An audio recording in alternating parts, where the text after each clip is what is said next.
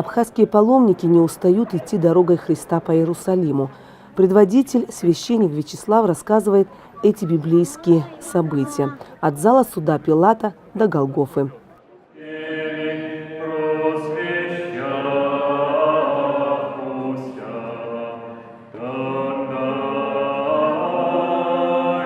Паломники останавливаются по пути и на каждом священном месте проводят молебни. Несмотря на то, что паломники сотни раз читали про эти события в Иерусалиме в канун Пасхи, все ощущения обостряются. То есть они делали укоризны узнику, какие только могли, пакости делали, как вот.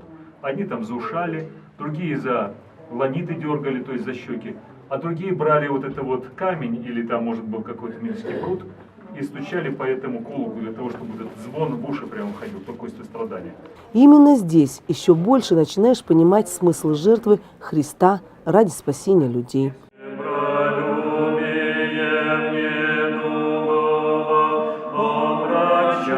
Целый день абхазские паломники ходили по святым местам Иерусалима, однако усталости на лицах нет. Молитва придает силы, говорят они.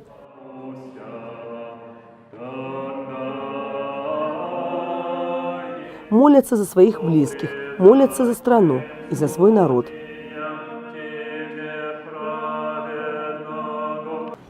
Анна Гуня, Роберт Джопуа, Иерусалим.